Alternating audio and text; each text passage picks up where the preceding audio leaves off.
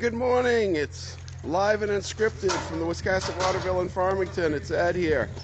Hope everybody's having a glorious Sunday morning. We are here at the Wiscasset, Waterville, and Farmington. And let's see if we get any viewers. I'm sure we will as the live stream picks up. But let's turn around here. And we have a crew this morning working on the roundhouse, the engine house here. And I see Russ, I see a new volunteer, Will. And here's a rare sighting. The man behind all the great photos on Facebook, Mr. C. Stewart Ryan. And so we're working away here on the engine house. The Wiscasset, Waterville, and Farmington actually called their structure for storing engines in Wiscasset as an engine house, so that's what we're going to call it here. So they're working on the soffit boards. Did the plywood get put up yesterday, guys? The plywood on the roof? Did that get done yesterday? No. No, not yet. No. And here's Mr. Bryce Weeks. Bryce, you're live on Facebook. Oh boy. What are you doing today? Tell everybody what you're going to be doing today. Well, we're going to be down at Trout Brook Station painting it, getting it ready for winter. Excellent, excellent. And as you can see, they're moving around climbing devices. It means that we are in, of course, the latter days. Boo. We're live on Facebook. How you doing? Alive. Alive. It's a great day. It's a great day. You're going up to paint at Trout Brook, right? That's what we're going to get to. Excellent. Get done. Excellent. Excellent. Make it look good. Make it look good. Good. Hey, speaking of making it look good, longtime volunteer, Mr. WW&F himself, Mr. Fred Morris. How are you doing, Fred? I'm doing fine. You're doing good? I'm keeping an eye on them, make sure everything's just right. Good. Good. Hey, you got your 25-year pin last night. Yes, I did. And I bet that's even a little low. It is a little bit low. Yeah. Yeah. Yep. We were really happy last night. We are generally pretty poor about recognizing our volunteers, but last night was something special. Everybody got pins acknowledging 5, 10, 15, 20, and 25, and even 30-year volunteers. So that was quite special, don't you think, Fred? I think it's very nice. Yeah. All right. Let's see what else we got going on here. I'm gonna stay out of their way.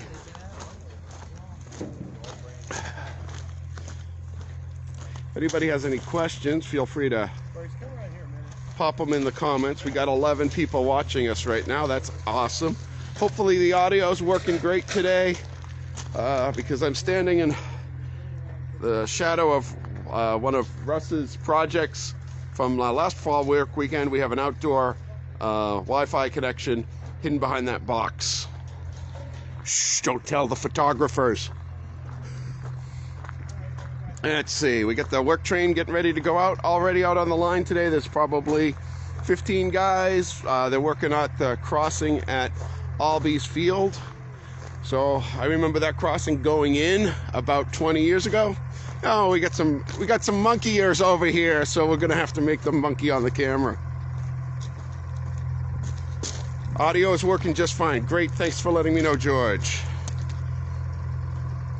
It might get a little funky the farther I get away from. Ooh, the Plymouth, yes. Maybe Bill Baskerville will tell us all about that Plymouth locomotive. Bill, we're live on Facebook. There's 17 people watching us right now, and by the time this goes viral on Facebook, there could be several thousand. So you'll be famous. Tell us all about your Plymouth locomotive over there. Well, it's green. Matches your hat. Really nice yellow trim. Yellow trim. I think it was an industrial locomotive. Yep. And weighs about 12 tons, I think, if my memory serves me correctly. But it runs very well. And it has a heater, which today in Maine is something that is really enjoyable, having a heater. Oh, that's only because you're from Virginia. I come here from Virginia 3 to 4 times a year because I love the railroad, and the people are really very enjoyable.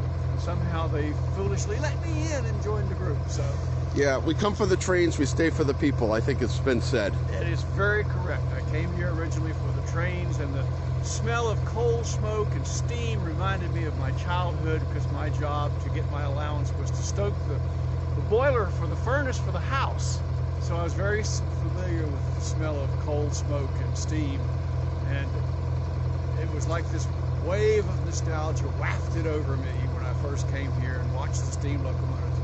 But because of the people, I said the next year when I was hiking the Appalachian Trail in Maine, gee, I wonder if I could find that railroad again. And the rest is history, and that was about 12 or 14 years ago. I come here 3 or 4 times every year from Virginia. All right, I just got a note that the audio cut out again. Yes, Jay Verney is Jay Verney from Alna sawed most of the round building. Yep, that's true. Jay, thank you so much. You're a long-time supporter of the railroad, so thank you so much for your continued support. Yeah, and we've got a couple questions about the Plymouth here, so we'll do what we can. One was, what could the Plymouth haul in terms of WW&F rolling stock at most? And the Plymouth is my favorite non-steam locomotive for all the 2-footers. So, okay. So, what do we think about hauling capacity? I have not seen a train this locomotive can't haul. I have not seen one. We've come up the mountain with very heavy load, and for that we go to second gear to get it started, and it really works very well. I've not had a train with 2 flat cars loaded of ballast and several other cars that we couldn't haul very easily. And it's my favorite non-steam locomotive also, because I just really like the Plymouth.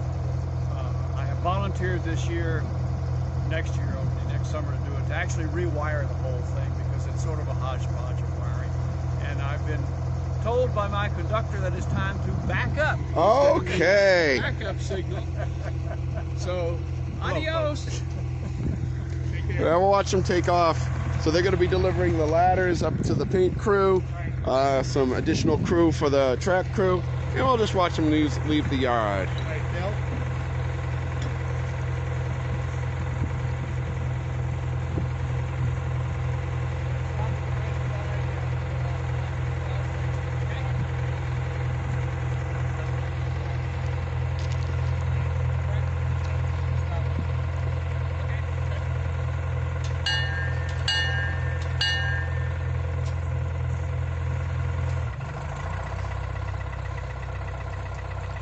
And after they leave, why don't we go look at this is 52. Let's go take a look at number 53, the big locomotive we're going to be regaging. We'll go over there afterwards. So stay tuned here at the Wiscasset, Waterville, and Farmington, live and unscripted from the Fall Work Weekend, Day 3.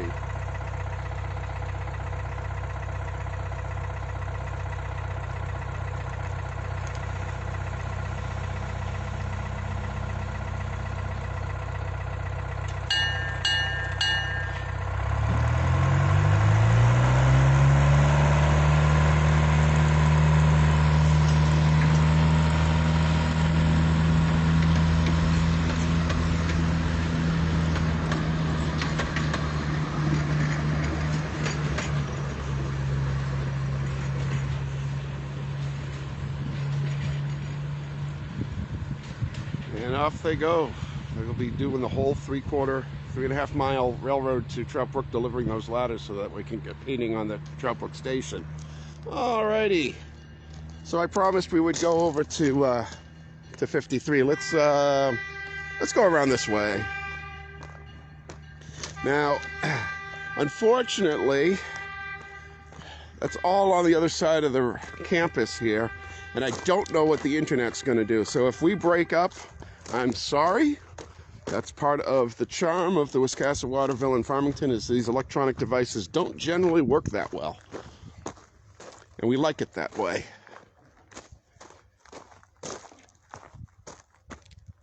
Dorking, Surrey. Thank you, Alan. Good to see you.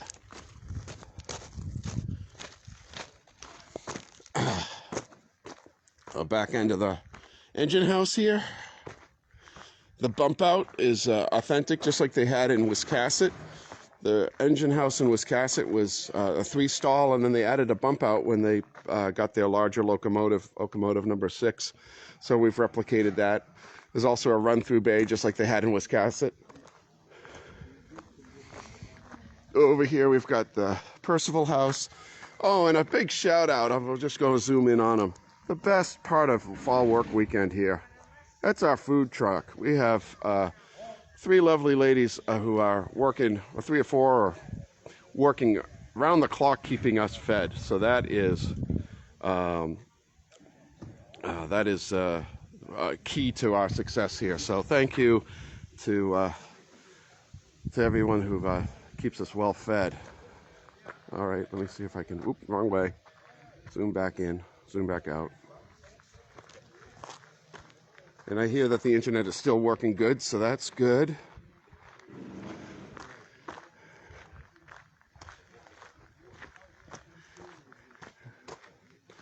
With our boxcars in joint service between main narrow gauge, main locomotive and machine, and WW&F. I think those are Brian Fanslow's main. We'll be able to fit within that loading gauge. The trucks, of course, will be narrowed. We have a plan in place. The tentative plan at this point, subject to how everything comes together, is we're going to take those traction motors out of there and we're going to replace it with a Spicer drive from an RDC. The Spicer drives for RDCs, at least in theory, will fit in there when the gauge is narrowed to 2 feet. RDCs, of course, had that were driven by a line shaft, and then we'll hook that up to the traction motors that way. They'll feed the inside trucks, and then the cool side rods will actually serve the purpose of transmitting the power to all 4 wheels. The 2 trucks were important. We needed, 52 is great locomotive, but 2 trucks is much more preferred for a mainline locomotive. It doesn't beat up the track, and so this is going to be our mainline diesel locomotive for when we need it. Let's see. So that's what's going on with 53. If anybody has any questions, I assume I'm still live.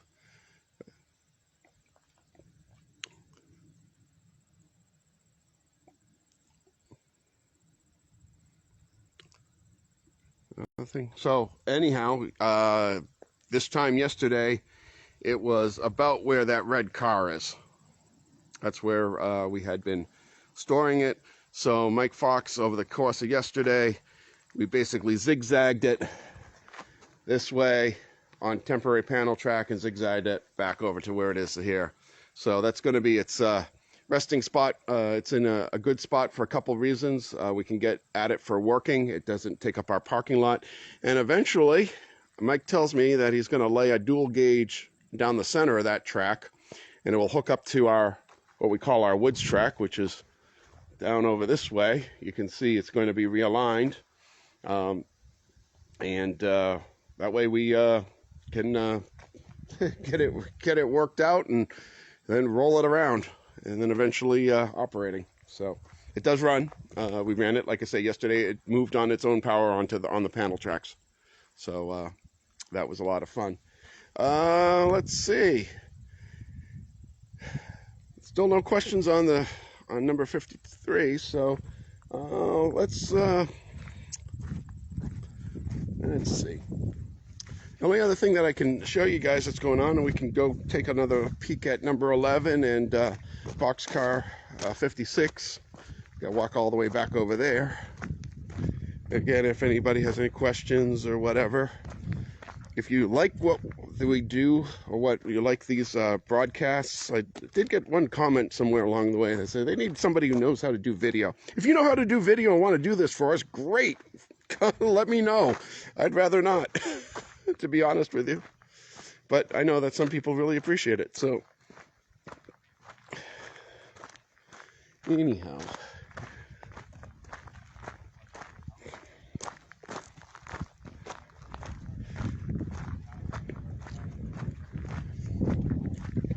Actually, let's go talk to these two guys.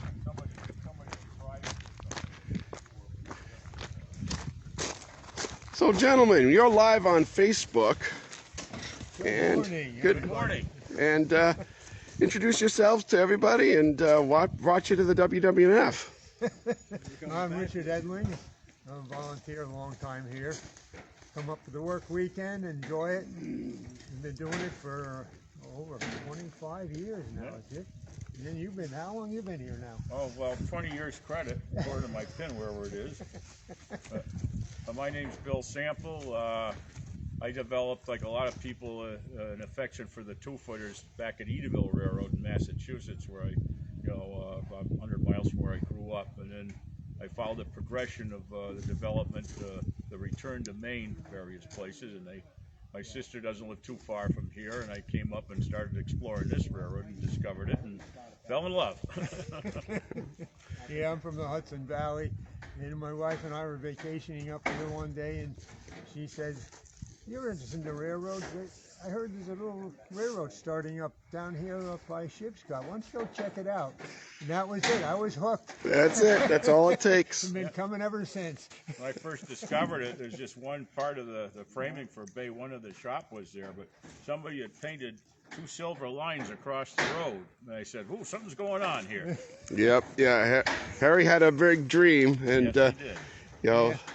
I think that was an act of defiance to say, "I'm going to paint my track right across the road here." That's right. Yeah, Harry. I was fortunate enough to have met Harry, and he brought us out in a track car a couple of times. And when the Model T was here from, I guess, Owl's Head. Yeah, my wife and I came by in the early days, and we met Harry and the crew up here working. And my wife spotted the Buttercup, the cat, Harry's cat. And she says, "This place is okay." They got the cat. They caught the cat. Yeah. Yeah. I never met Harry, but I did meet Buttercup. So. Oh, yeah. Well, it's, the railroad and the people here, the other volunteers and staff, are the people that keep me coming back. Yeah. Yeah. We've said it before. I'll say it again. We came for the trains. We stay for the people. Yeah, that's exactly right. And great bunch of people to work with. Everybody's friendly, and if you don't know something, they help you. And if you know something, they can know, and it goes the other way too. Yeah. And everybody works together. Amazing. Young and old, male, female. Dare I say it, Republican, Democrat. That's the way it's got to work. We work together, and I think when it comes to the railroad, we agree on everything. Yes. And then we don't agree on everything else. But they agree to disagree with politeness. Exactly. And isn't that what it's about? Is we're building something together so we can respect each other as people. Dreams come true here. Yes. Just a big sense of accomplishment, seeing what everybody gets together and accomplishes. Yeah. And people have never noticed that. That's a kind of a tribute to Harry. Had his own hand on the roof there. That roof is shingled. It's got number 9 in the boxcar on it. At the very top, at the pinnacle, is his initials on the house he built. HEP, Harry E. Percival. When he was doing that shingle job, he didn't want anyone to know what he was doing, so he did the whole thing under a tarp. It's been there for many, many years now. We were discussing how long that's been there. Yeah, well, it's got to be... It's been a landmark of the organization, Yep. actually. Yeah. Well, it's got to be at least 25 years. Yeah. So, anyhow. Yeah. I was going to show the folks here our boxcar progress and Build 11 progress. So. Oh, definitely.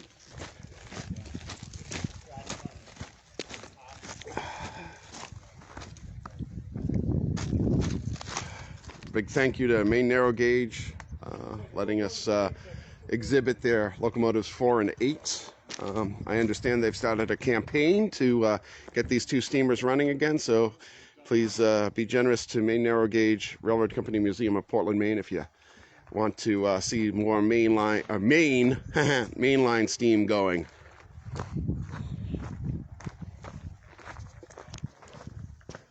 Alrighty. Oh, you know what? I forgot to show you guys this yesterday, or 2 days ago. Here we are in the wood shop, and here's Coach 9.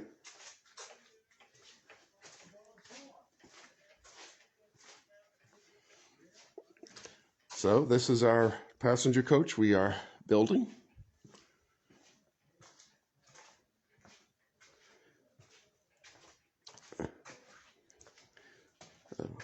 I love taking visitors in here for the first time because usually they say, "Oh, wow." Yesterday somebody said something a little different, a little more colorful, let us say.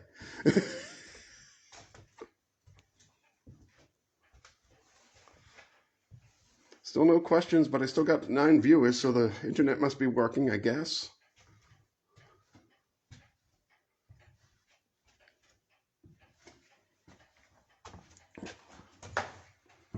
So, yeah. So it's coming along. Here the seat pattern. That's not a pattern, that's a casting for the Hale and Colburn seats. Very unusual pattern there.